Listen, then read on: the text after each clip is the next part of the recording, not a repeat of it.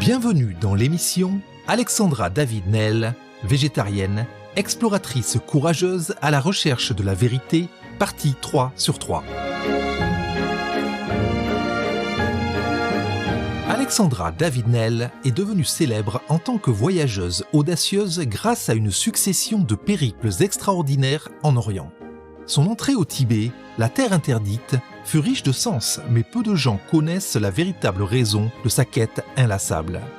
Au cours de ses voyages, Madame David-Néel, végétarienne, créa un tulpa, une entité spirituelle produite par des mois de concentration intense.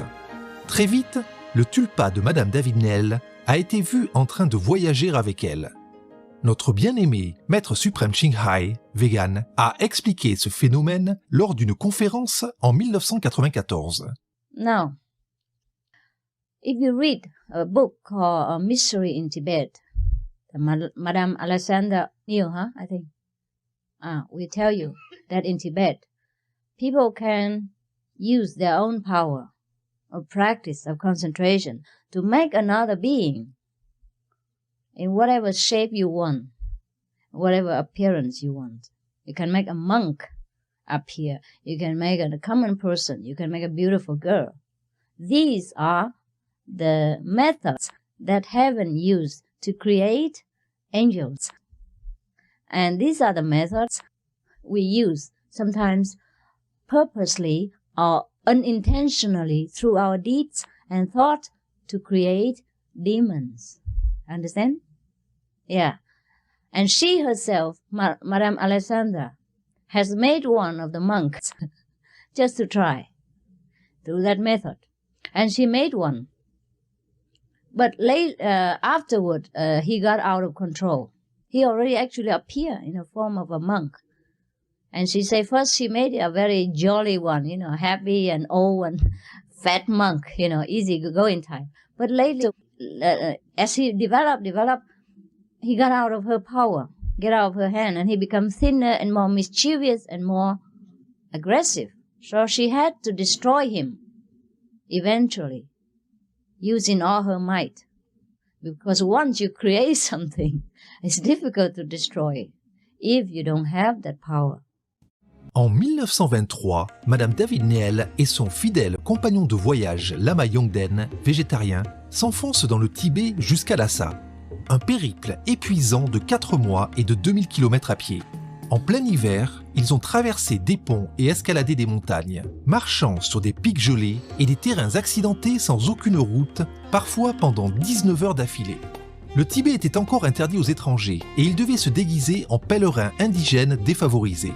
Madame David-Néel couvrait sa peau blanche de suie et teignait ses cheveux bruns à l'encre noire. Lorsque le risque d'être reconnus était trop élevé, ils voyagèrent de nuit et se cachèrent le jour. En chemin, ils furent attaqués par des voleurs, bloqués par une tempête de neige pendant une semaine entière au sommet d'une montagne, et Madame David-Néel resta suspendue à une corde au-dessus des eaux glaciales d'une rivière. Au début de l'année 1924, leurs efforts furent récompensés puisqu'ils aperçurent le palais du Potala, la résidence d'hiver de sa sainteté, le Dalaï Lama, et entrèrent enfin dans la ville sainte de Lhasa. Dans son livre « Voyage d'une Parisienne à Lhasa », Alexandra David-Néel se souvient.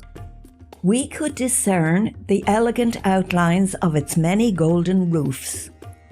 They glittered in the blue sky, sparks seeming to spring from their sharp, upturned corner, as if the whole castle, the glory of Tibet, had been crowned with flames. Ils y sont restés 2 mois, au cours desquels ils ont visité les célèbres monastères de la ville. À l'âge de 55 ans, Madame David-Néel était devenue la première femme blanche et l'un des premiers occidentaux à poser le pied dans la ville de Lhasa.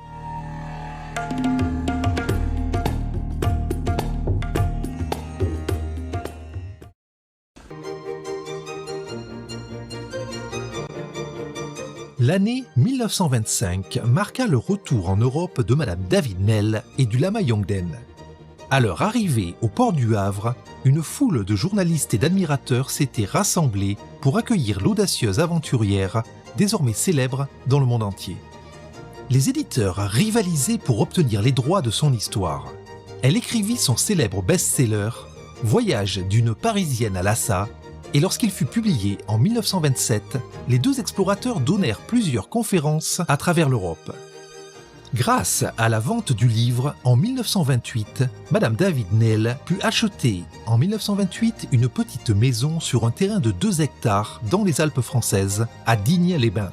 Elle y vécut avec Lama Yongden, qu'elle adopta légalement comme son fils en 1929. Elle a décrit la maison comme son propre Himalaya pour Lilliputien, où elle pouvait écrire et méditer en toute quiétude. Alexandra David Néel ajouta ensuite une autre pièce qu'elle baptisa Samten Dzong, ce qui signifie forteresse de méditation en tibétain. Outre ses traductions de textes sacrés tibétains, elle écrivit plus de 30 livres sur la religion orientale, la philosophie, la spiritualité et ses voyages, comme Mystiques et magiciens du Tibet et Initiation et initiés au Tibet.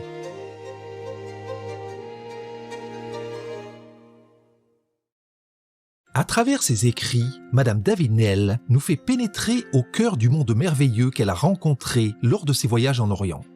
Elle a été témoin de nombreuses capacités, des expériences hors du corps, des souvenirs de vies antérieures, des âmes quittant leur corps pour entrer dans un autre, mourir à volonté, devenir invisibles par choix, ramener des cadavres à la vie, marcher sur l'eau, la communication télépathique entre maître et disciple, utiliser le Tumo pour générer de la chaleur, matérialiser un tulpa et courir à des vitesses extraordinaires au moyen d'un gompa pulmonaire.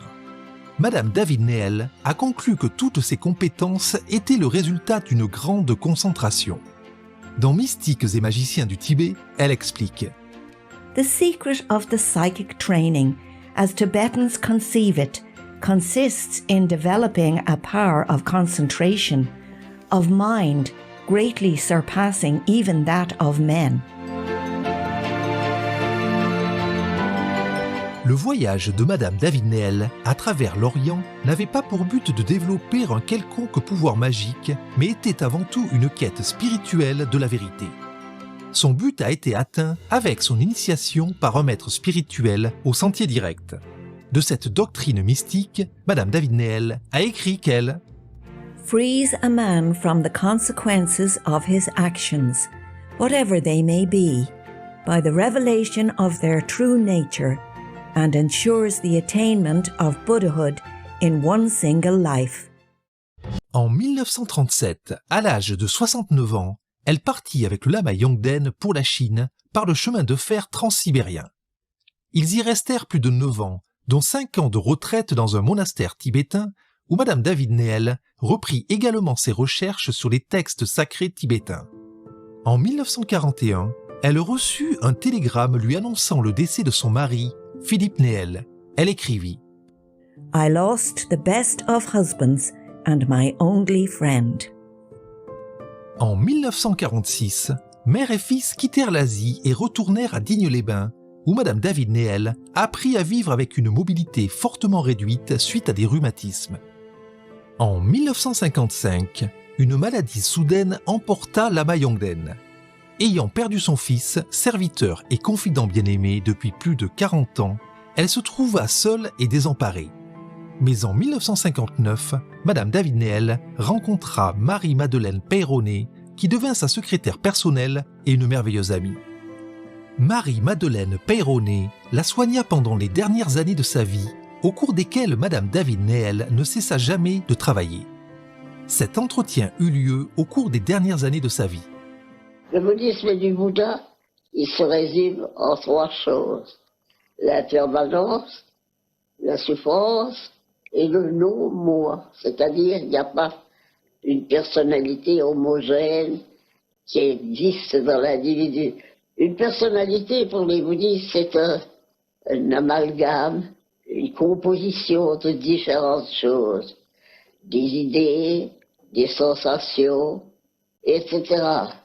Âgée de 100 ans, l'infatigable aventurière fit renouveler son passeport dans l'espoir de faire un tour du monde en voiture. Au lieu de cela, elle effectua son dernier et le plus magnifique des voyages en s'envolant vers les cieux quelques jours plus tard, le 8 septembre 1969, à la veille de son 101e anniversaire. Selon ses souhaits, ses cendres ont été dispersées avec celles de son fils adoptif sur les eaux du Gange, dans la ville sainte indienne de Bénarès. Alexandra David-Néel a reçu de nombreuses distinctions, dont la médaille d'or de la Société de géographie de Paris. Elle a été nommée chevalier de la Légion d'honneur française et en 1982 et 1986, sa sainteté, le 14e Dalai Lama, lui a rendu hommage en visitant sa maison à Digne-les-Bains. Samtendzong abrite aujourd'hui un musée et est le siège de l'association du Centre culturel Alexandra David-Néel. La vie passionnante de Madame David-Néel témoigne de son aspiration exceptionnelle à la vérité. Elle était à la fois une érudite et une pratiquante bouddhiste dont les expériences de première main ont apporté de la perspicacité et de la crédibilité à ses écrits.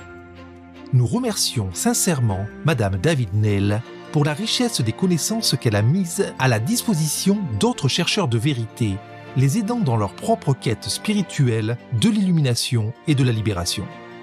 Pour plus d'informations sur Alexandra David-Néel, végétarienne, veuillez visiter alexandra-david-néel.fr. Turn vegan, feeling like the whole world loves you? Ah, that's the way. Enlightened viewers, thank you for your presence today.